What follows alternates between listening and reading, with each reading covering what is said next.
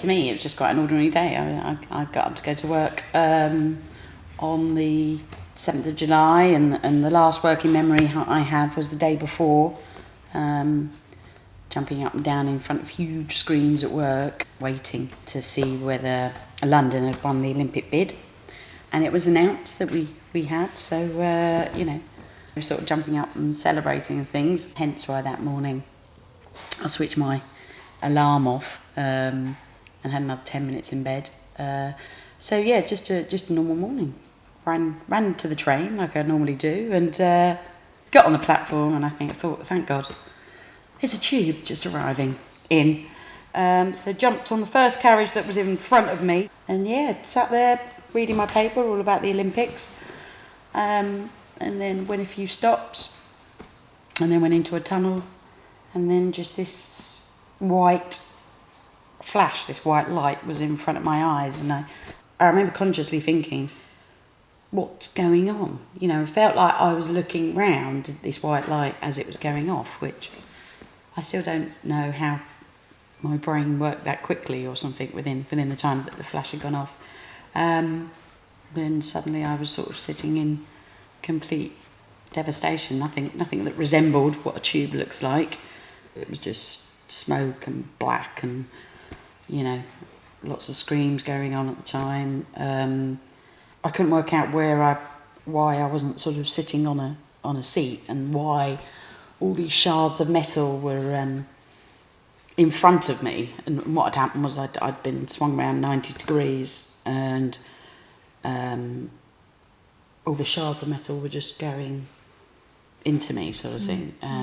I'd just bought a new pair of white trainers, and that was the first day I'd worn them.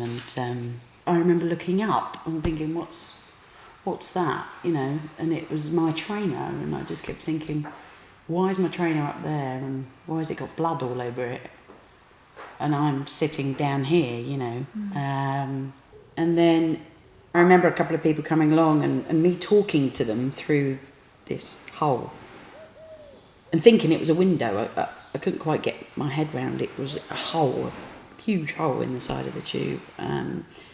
I could see this figure of a woman, and it was Liz, the off-duty policewoman, saying, you're going to be all right. And all I kept saying to her was, my name's Martine Wright, please tell my mum and dad I'm okay. Please tell my mum and dad I'm okay. And then she gave me something, and obviously saw my legs, but gave me something to wrap around this one here. I think it was a belt. And as I was doing it, I felt like, this is a film. This is a film, And then I remember paramedic coming to me, and they put something in my arm, and that's literally when I thought I passed out. But again, after, when you meet all these fantastic emergency service people that basically saved your life, I met one of the firemen, and he said, you wasn't unconscious, we had to, you were the last out, and we had to cut you out, and, you were screaming with pain. And I was like, I can't remember that. And obviously I think your brain just switches off. I can't remember any pain at all. I cannot remember any pain at all. And then went into the Royal London. I was in a coma for 8-9 days, and then woke up one night. I'd sort of had enough energy to pull my head up, and all I saw was a sheet and nothing under it, nothing there, and then I just fell back.